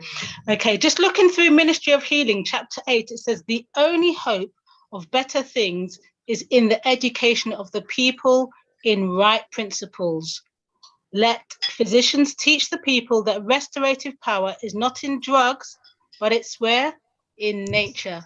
So I think that Amen. what we've been doing today is allowing this Dr. Louisa, our physician, to teach the people, me and you, about restorative power through nature, and recognizing that disease is our friend. We don't want it to hang around, but it's a warning to us. It just it's that wake-up call that we need from time to time. Okay, so there's another question on, I'm seeing cheese come up a few times now. Someone says, does eating cheese cause snoring? And I think you've touched on that because you spoke about mucus. Yes, absolutely. So especially in people who've got sinus conditions, dairy products in general, they fall under the same category. So they will cause a buildup of mucus in the body. They'll cause inflammation in the body. So you will find, I just saw somebody commented that they gave up cheese about 3 years ago and the health benefits have been amazing. I find that with a lot of people who've got sinus problems and asthma and other respiratory conditions, when they give up the dairy products, the health benefits are amazing, including snoring if it's coming from sinusitis or from blocked airways, or even from being overweight, because like I said, it's 80% fat, so that's a lot of calories. Yeah, and thank you for that testimony there, Jennifer. That is brilliant. Praise the Lord. Let the earth hear his voice. Sorry, I had to go there. Okay, right. Another question. If someone has sickle cell disease, is it possible to achieve optimum blood? Thank you so much for that question. So when you have sickle cell, the people don't have normal red blood cells. Okay, it's a genetic problem. So you will not be at optimum level as compared to another person, but you can be at optimum for yourself. I remember in when I was up in Kenya, there was a young girl of about 7. She used to have a lot of sickling events. So and these can be very painful. So the red blood cells would get stuck, and then the blood would not be flowing very well, and she'd have a lot of pains. So what the parents did was they watched one of the programs that I had done called The River of Life, and they put this child on a plant-based diet. They moved out into the country, so she was getting fresh air, and literally the sickling events went down, because even though they did not cure sickle cell, you don't cure sickle cell, but the child learned to live with it, because now she was eating food that was allowing for the blood vessels to be healthy. The red blood cells had more oxygen. Do you understand? So yes, you will not cure the sickle cell, but you should have less disease coming from it when you change the lifestyle. Especially what made a huge difference was diet and getting fresh air. Those were the 2 important components that they found, and drinking enough water, obviously. I'm having to do my.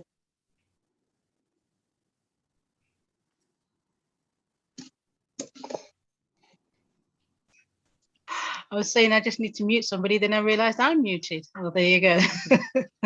Right, so yes, Veronica has put a mention in the chat that there is a good brand, but it's best to make your own, because you can control the fat content. I know with Plant Easy, I've seen Janine has put up on her Instagram page, I think she shared something about making a cheese alternative, and there are a few available. So if you wish, you can make certain inquiries and find out. We could perhaps share it on the Telegram groups as well in the week. So let's just see if, the other thing that I wanted to mention, which I thought was really good, was where you showed us the blood composition and recognizing that we have the power, we have the enabling resources to find out whether or not it's normal. Because you see all these numbers, like you said, and you can get a bit daunted by thinking, oh, what does that mean? You know, and it is simple. It really was simple. But like you said, it's just in knowing what to do. Reading it is one thing, but knowing how to follow through, that's where we have the likes of yourself and others with that knowledge to know how to make them better and put them at better levels.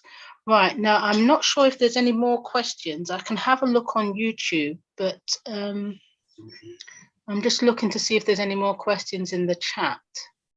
Someone's asking if we can share the presentation if possible. Definitely. I forgot to mention earlier, all our presentations are recorded live on YouTube. So if you've missed anything, or if there's anything that you want to share with somebody, you thought, you know what, I didn't get the screenshot, that moved on too quick, you can always go back into YouTube and replay, rewatch, and look at the previous things. We've looked at things to do with men's health, prostate problems. Dr. Louisa mentioned that we'd looked at other systems of the body, other areas of the body system, such as the digestive health and other ones. We've looked at the lymphatic system. There's quite a there's plenty to choose from. So by all means, go through there. Okay, I'm going to look for another question. Okay, the first one I can see, which wasn't the first question. You talked about fresh air, but the air is so polluted these days. Is this counterproductive, trying to get out there in the fresh air? And John had a hand much earlier. I forgot about that, John. Do forgive me. So you do need to be living out in the countryside. If you're living in the city, the oxygen levels have been shown to be declining. If you live in a polluted area, obviously that air that you're going to breathe in is going to bring about pollutants in there. We need to be planting, to be having more plants, being around where there are trees, because it also affects the ions in our bodies. So if you work in the city 5 days of the week, perhaps you want to have a country home, or you want to be able to go out into nature over the weekends, so that you can get fresh air. It is essential and it is critical. So do the best that you can.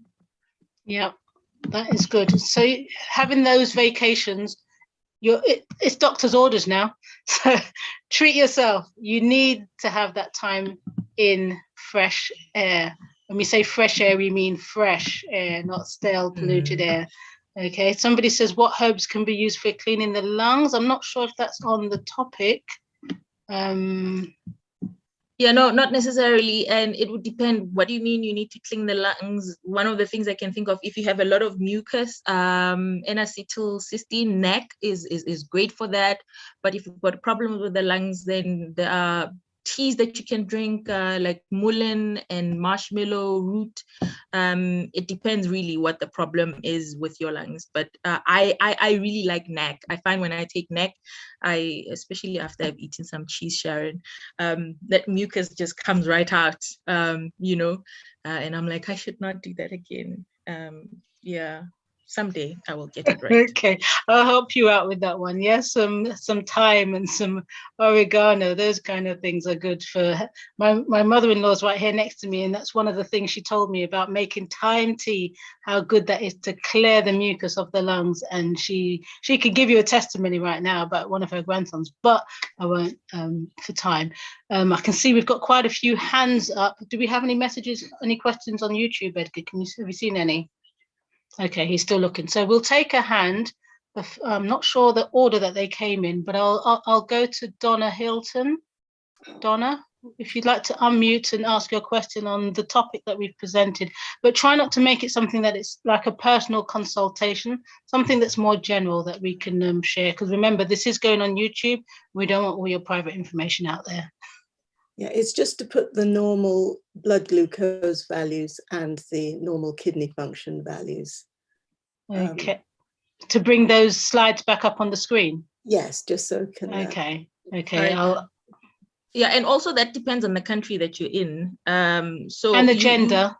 Yeah, and the gender as well. So normally when you get your blood results, there should be a reference based on your age and your gender, and based on the what values they use in your country. HbA1c is a percentage, so it normally remains the same, but I find that the EGFR not necessarily, so just if you have old blood results, you should be able to have the different reference ranges available. Otherwise, just go on YouTube and Google which country you're in, because some do nanomoles per liter and then others do picomoles per liter. So it will be different. That's why they always give reference range, so that you know what they're comparing. Okay, thank you. Thank you, Doctor. Someone's given a testimony, and a different Jennifer, their friend has been on a plant-based diet most of his life. He has sickle cell, and he's over 60 years, I'm twisting up the order that this has been put on. But since being on a plant-based diet, he hasn't had a crisis for a long time. So praise the Lord for that. Amen. Amen. Okay. Amen. I'm asking if one of my colleagues in TTI, if you can put the link for our Telegram groups in the chat, just for our viewers here on Zoom, and those who watched it on YouTube or will be watching it again, you can just go back to that screen, look at it, and you can see the URL is there, so you can type that in to join. But you do have to have Telegram already installed on your device. Otherwise, you won't be able to get in. There's no questions on YouTube. Okay, right. I'll take a few more and then I'll go to the challenge. I actually do have a challenge for you. So I hope you've been listening, and it's not just about listening and hearing this wonderful information, but it's about applying it. So this challenge is going to be to help you apply what you have heard. Okay, so someone's asking, what is the spelling of the tea that was mentioned by Dr. Komotso, please? What tea did I mention? You said something possibly to do with the lungs. Maybe Moyo can unmute and let us know what was the query, or type it in the chat. Whilst we're waiting for that, what's the best? Oh, here we go now. What is the best water? Bottled water is problematic, and so is tap water. But I've just dropped my bottle now. I've got a bottle here. It's gone down the back. That's got some charcoal. It's got a charcoal filter in it. So that's something that is good to use. The only thing is, Dr. Komotso was saying something about plastic bottles. It's PVA free or whatever. It's not PVA. It's one of those. PBA, there you go. It's PBA free, but it does have in the center, I don't know if you can see very well, there is a charcoal filter. But yeah, what other waters would you suggest? Some say Kangen, I don't know. That was a question for you, Doctor. Oh, okay. Well, you want to get water with a pH as close to normal water in the environment is about neutral. So you'll find that people are drinking alkaline water, and then some people are drinking water with a pH of 5.5. If you're buying water, you need to have a look at that. You don't want water that has too much of a mineral content. That's hard water that gives too much work for your kidneys. So you need to find a reputable source, and you need to just find what the mineral content is and what the pH is and what the source of that water is, and just have a look at those things and get your water from there. In South Africa, I know a lot of the municipal water is not so great. So sometimes when people can't buy water, we tell them to put charcoal, like you're saying, in your bottle, because it holds on to the toxins, impurities in the water, and so you don't have to drink that. So it's unfortunate. The reality, like somebody said about the air not being fresh and the water not being clean, is we're living in a world that, you know, it's groaning from the weight of sin. So things are not as perfect. And that's why I always say to people, you know, people are like, I'm on a plant-based diet and I still get sick and I don't understand, is God punishing me? No, we live in a world that is not perfect, that is full of sin. The air is not fresh, the water is not clean, the food is not always perfect. But we must do the best that we can with the knowledge that we have. And I think we should have done a presentation on water that goes into details sometime in the last season. So have a look perhaps at that. But like I said, make sure the pH is right. There isn't too much minerals in there. And that's what you would want to drink. Yeah, we can revise a presentation on water. I did one in the week actually on another platform. So that's definitely one that's called for. If you do go back in the YouTube channel, on the True Temperance International YouTube channel, just type that in and type in water, True Temperance International water, then you should be able to pull that one up. But we can go back and review that topic again, because it's the universal solvent of life. Without it, we'll be dead, basically, without good water. Right. So thank you, Janine, as well, for responding to Moyo's question. Mullein tea, or mullein tea, M-U-L-L-E-I-N-T. And someone also suggests that spring water is good. And thank you, Chris, for putting the references for the chats for the groups in the tea. And mullein is good for the lungs. I think that's what you were saying. Mm-hmm. Yeah. Okay. So I don't know if there's any more questions or any more hands. I did see Louise's hand up earlier. If not, I can put the challenge out now. Where can you get the charcoal bottles for water? You'll just have to look online. Yeah, there'll be plenty.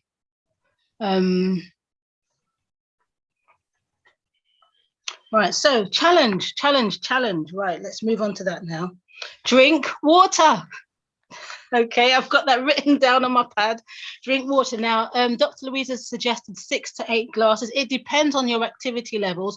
In the presentation that I did this week, I said, sorry? Yeah, it depends on the size of your body and your activity levels. I suggested 8 to 10 glasses of water. And when you do drink it, you don't just glug it down one time. It's something that you're going to spread out over the course of the day. So if you're going for 8 glasses of water, so for instance, you may have 2 glasses as soon as you get up in the morning before you have your breakfast. That's going to be half an hour before your meal. And then you may have your breakfast, then 2 hours after eating, you want to take some more water and space it out so that you're not diluting your digestive juices too quick. Sorry, you're not drinking too quick before after you've eaten. So your digestion is going to be very sluggish, and you're not drinking and eating at the same time. That's another thing to avoid. So you can spread it out, and you will be able to get sufficient water. So one challenge, make sure you're drinking sufficient water for each day. If you want to know exactly how much, there are different calculations you can do to work out how much is needed for yourself. I can see the hands are flying up now and the questions are going in the chat, but we haven't finished the challenge. That's just part 1. Part 2, if you have cold feet, because that was mentioned, I was listening, or cold hands, one thing you could do is to try rubbing cayenne pepper in some onto your feet or onto your hands. But if it's on your hands, don't put them in your eyes. Okay, make sure you don't do that. So rub cayenne pepper onto your feet with some coconut oil or some olive oil or some other kind of natural oil, and see how quick it takes for your feet to warm up. You'd be amazed. Okay, so that's another challenge. If you don't have cold feet and you just want to do it anyway, then hey, do it. But don't put loads of cayenne pepper in there, because you may end up with red socks. Okay, red shoes. And one more challenge is to see how clear your circulation is. Try rubbing some garlic or an essential oil in a carrier oil on your feet, and see how long it takes for you to detect it in your mouth. How long does it take for you to taste? And that will give you an idea as to how clear your circulation is. Okay, so 3 challenges. Drink water. If you've got cold feet like I do, rub some cayenne pepper on them with oil, and do the taste test. I like that. Do the taste test with rubbing something on your feet, and how long does it take for you to be able to taste it in your mouth? Any comments, Dr. Louisa, to assist us in the challenge, and then we'll take the hands. We have I especially like the garlic rubbing onto the feet, because I know we tend to use garlic, in babies when they've got a fever, and you put garlic under their feet, not directly onto their skin, because it can cause blisters. Very soon you smell it in their breath, because they've got near good circulation. So I really like that one. So I'm gonna try that. I'm gonna take some garlic and crush it and put it under my feet and see how that works. And yeah, like you said, I mean, the 6 to 8 glasses, that's normally for like somebody who's 50 kilograms. And I need to update my slides. Thank you for that, because I realized that I was really under drinking, because I still had fixated 8 glasses of water. And I'm like, but my urine is always, yellow, yellow, yellow. And then I did my calculations and realized that I need to be drinking about almost close to 4 liters of water because I've gained a little bit more weight because I don't like being thin. And so my body needs more, you understand? So be sure that what we teach is principles. Always make sure that you take these things and you apply them to your life. For example, if you've got heart or kidney disease, you need to be careful about how much water you're going to drink because you don't want to put too much burden on those two systems as well. And you also don't want to be drinking too much water and diluting your own salts in your body. So some people don't eat salt because salt is unhealthy, and then they drink a lot of water, and so you're going to have an imbalance. So we need to be balanced in all things that that we do. And if you're drinking a lot of water and you're eating a whole lot of watermelon, we need to take that also into account because that is fluid that we're adding to the system. So let's understand the principles so that it doesn't seem like anything we presented causes more harm to anyone. All right, I think that's about it to do with okay. the challenge. So with regards to the amount of water, now for those who don't recognize, Louisa speaks quickly. So when she said 6 to 8, she didn't mean 68 glasses, she meant 6 to 8 glasses of water. So don't be drinking 68 glasses at all. Please don't. You've heard it from here. Do not do that. Okay. Remember our disclaimer. Okay. It's only for information. Please. Okay. Right. Edgar has the privilege. No, he's going to take some hands first. Okay. So Louise, you had your hand up. We'll take Louise, Joshua, then Techno Spark. Louise, Joshua, then Techno Spark. Thank you, Sharon, and everybody on the group. Hi, Dr. Komosa. Hello, Louise. How are you? I'm fine. I was just going to say, in regards to the cheese thing, I was eating lunch at church today, and one of the sisters, she made this overwhelmingly, wonderfully beautiful soft cheese, all from scratch, with garlic, flaxseed, cashew nuts, and all that type of stuff. And it was so spreadable, so tasty, so everything. And I just thought to myself, I'm going to learn how to make that because it is absolutely divine, absolutely divine. And she made it in such a way that it looks like it came off the store, like you got it in, you went to the shop and purchased it, and she just presented it ever so nicely. So Sharon, I will get the ingredients and the methods and post it to TTI, and so you can post it online for the guys to have as well. And I will post it to you too, Dr. Komosta, so you can try that one, because I know you like trying new recipes. Okay, thank you so much for that, Louise. And I can see Bernard in the background smiling, so he agrees. It was good. It was a good alternative. Okay, so we're going to Joshua, then Techno Spark, and then Edgar has a fantastic question. And yeah, go for it, Joshua. Yes, thank you so much for the good presentation. I just wanted to thank Dr. Ruiz for untireless help. She has my request, so I'll just remind her for my request, please. I'll send you a bill, Joshua. I'll send you a bill first. Breeze too. Thank you. I do need to say, to everybody, please be patient when you send me messages. I have to filter between doing my chores, doing my everyday work, doing my family responsibilities, seeing my patients, and everybody who sends me messages. I try to address everybody, and making a living, and building a lifestyle center, and working with Kwamkamani. So I was grateful this morning. I listened to a sermon that said, don't be so overwhelmed by the fact that you've got 300 inboxes and that becomes a reality in my life. But look at if you're working at the capacity that you can, because there came a time I just wanted to throw my phone away. So I know, Joshua, I had a look and I saw briefly, and I'm sorry, your system in the UK, how they put the blood results, they make it so difficult to read because I must read each individual line. It's not so easy, but I will get to it. But everybody else, if you send me things, be patient, okay? And don't keep sending messages because I start at the bottom. So you'll keep moving up the list and then I will never get to you. And just be patient. Thank you. Thank you. Thanks. I'll respond to you tomorrow, I promise.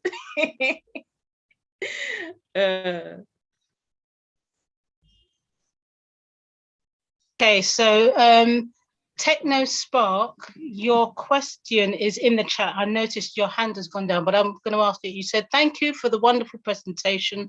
My question is how to help somebody with ulcers from more than 10 years ago. Can you help, please? I would recommend that you watch the presentation I did on Fire in My Belly on the True Temperance International presentation. I really went into detail there, and I think I went step by step because we've treated a lot of people. So start there, okay? And then implement there so that when you come and ask me personally, you'll say, okay, we've done this, we've done that, and we've done that, and this is where we've become stuck. But I think it was a very comprehensive presentation. Because I've treated people with the worst of ulcers, and I've seen that when you follow that protocol, we're able to get the results that are desired. Because now I'm going to have to start a whole new presentation. Okay, well, thank you for that answer there, Dr. Louisa. I hope TechnoSpark is still on and was able to hear that response to his question. And if not, then hopefully he'll be able to catch it on YouTube on the replay. Now, Edgar has a question, and I think this is possibly going to be the last one because we're going to just run through the promo slides once more. Now, he's saying, don't throw your phone away because he's going to ask, he's going to be calling you. Please don't throw it away. Please don't throw it away. Now, his don't call me, WhatsApp me. Well, you still need your phone unless you're doing it on WhatsApp web, but yeah, you still need your phone for that. Right, so the question was, and it's I think it's a very good question actually, and I do have an answer, but because I did that in my presentation, but anyway, to you. Now, what do you do if you don't like water, don't like the taste of water? How can you still get all these things in you? Because you know your cells need it, you know your body needs it, but you don't like it. I have an answer. Yes, you answer that. I tend to be very harsh. If you don't like water, like a lot of people say they don't like water, I will say to you, you need to train your taste buds to start liking water. Because it's a matter of life and death. Do you understand? You need oxygen, very fast. The second thing is water. Food is third.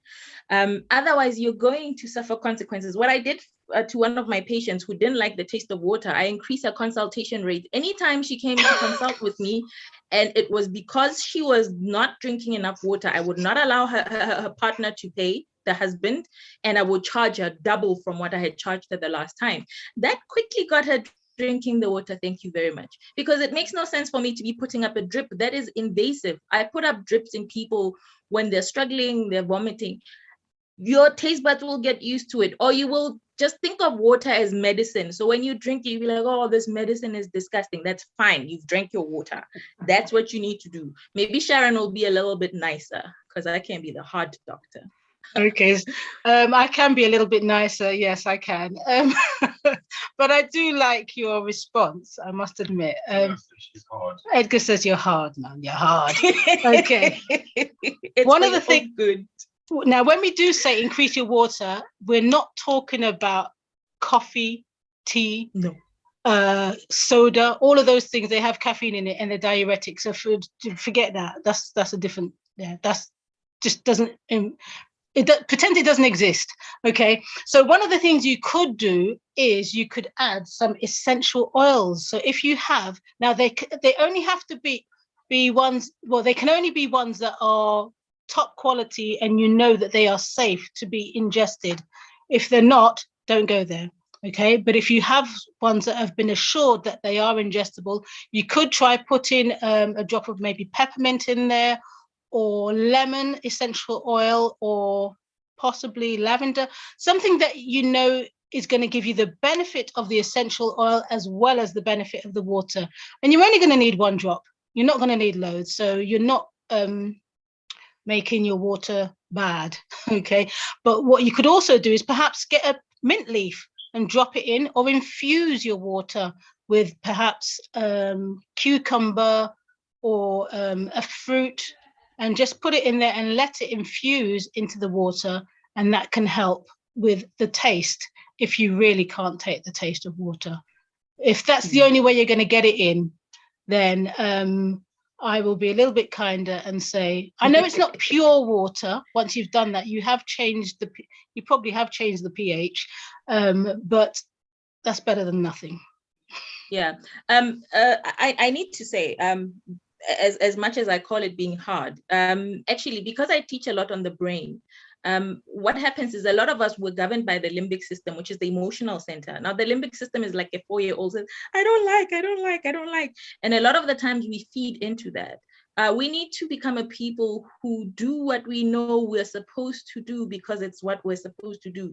That trains you to be a person who lives according to your will, okay? I don't like exercise. I don't know if I will ever like it. I don't know if my limbic system will ever like it, but it must be done. And reason understands that. So to train my will center, which is my prefrontal cortex, is that if I have scheduled to do an exercise, I do it. It is training of your will.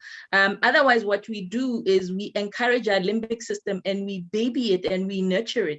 Yeah, we can start with dropping things into the water as for health reasons as we grow. But as we're developing our characters, we need to learn to live according to the decisions that we make, not according to how we feel about what is right and wrong. Does that make sense?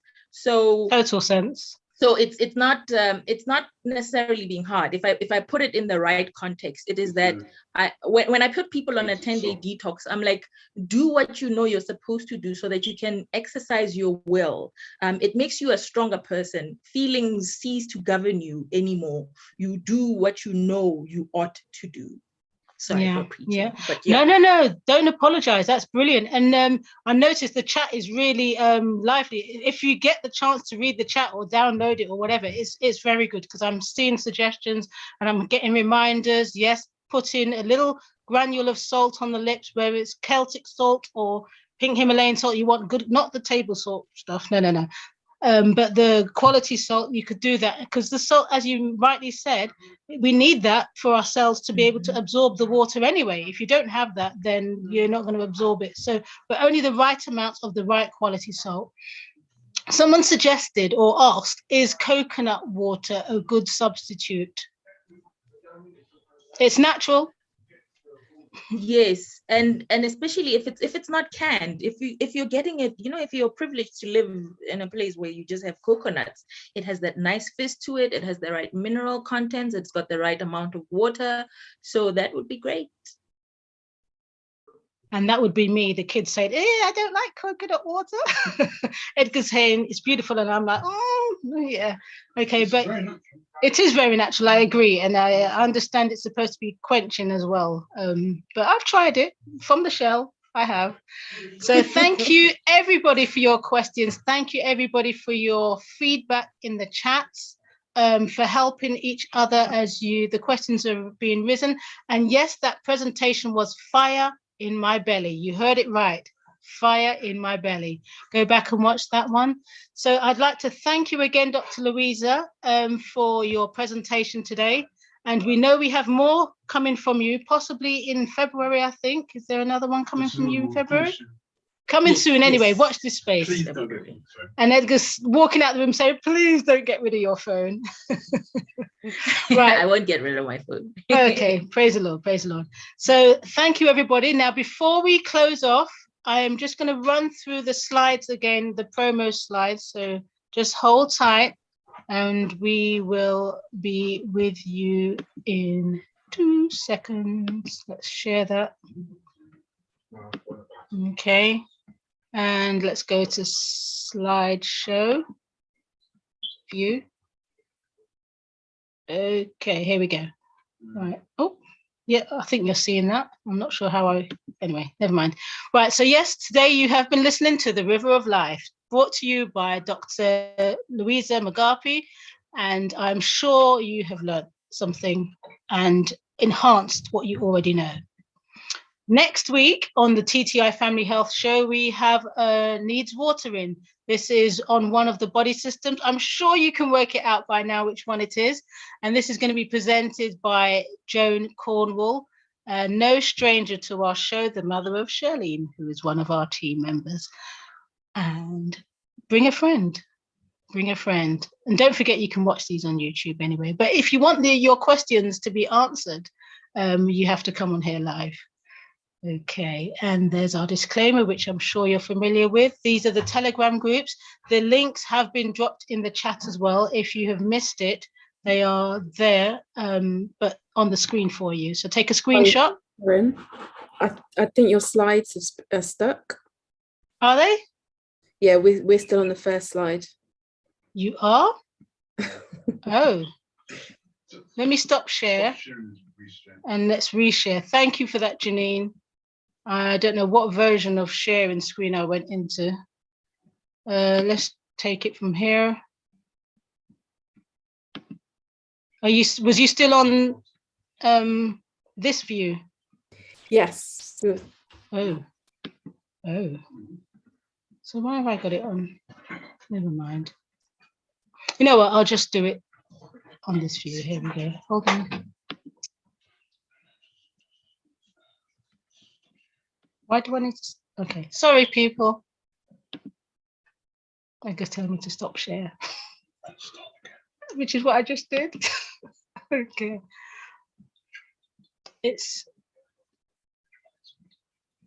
We'll go to this one. No, that's presenter notes. I don't want presenter notes. There we go. It's this one. It's this one. Right. So, can you see the River of Life? Okay. And you can see next week. Yeah, it's moving now. You're just not on presenter mode. I know.